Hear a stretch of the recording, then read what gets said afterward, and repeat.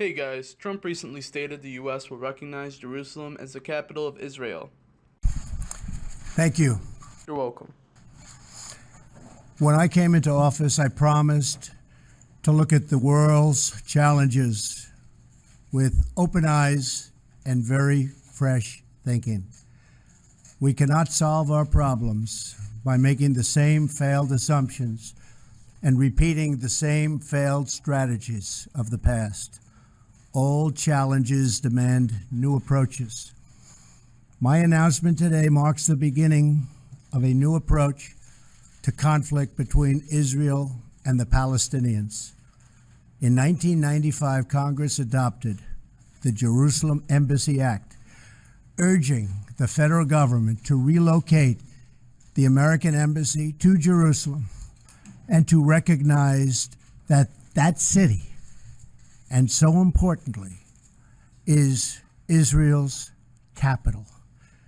This act passed Congress by an overwhelming bipartisan majority and was reaffirmed by a unanimous vote of the Senate only 6 months ago.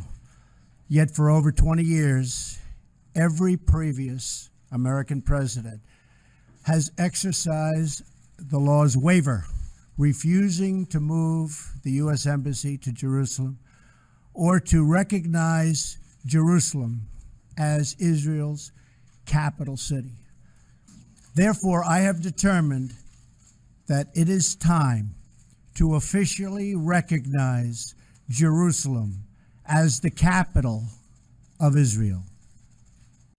Trump argues that because Israel has chosen Jerusalem, it must be respected, as they are a sovereign nation. However, the mainstream media has decided that this would upset Muslims and their apologists, leading to acts of terrorism. Naturally, I'm surprised at the Islamophobia presented by the likes of CNN or the Daily Mail of the UK. After all, Islam is a religion of peace. Hashtag not all Muslims. Media outlets justify this claim through the importance of the location to the religion of Islam. Somehow the leftists, usually obsessed with the separation of church and state as clearly written in the Constitution, have gone silent for the great prophet Muhammad. Never mind the likes of the Jews and Christians who have brought the values truly upheld as a standard of individual liberty not granted by government but by God himself.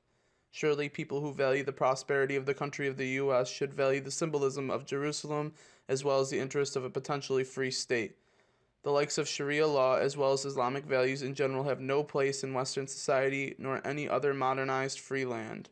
Since Trump has been called out by the media for his toxic reactionary politics and noting the lack of media presence in recent history over the president's statements on Jerusalem, we can only assume based on the good nature of our media overlords that few to none of our recent leaders would make comments that could be seen as threatening to Palestinians on the subject of Jerusalem. Jerusalem is still the capital of Israel and must remain an undivided city accessible to all. As soon as I take office, I will begin the process of moving the United States ambassador to the city of Israel as chosen as its capital. I continue to say that Jerusalem will be the capital of Israel, and I have said that before, and I will say it again. And Jerusalem will remain the capital of Israel, and it must remain undivided. We will move the American embassy to the eternal capital of the Jewish people, Jerusalem.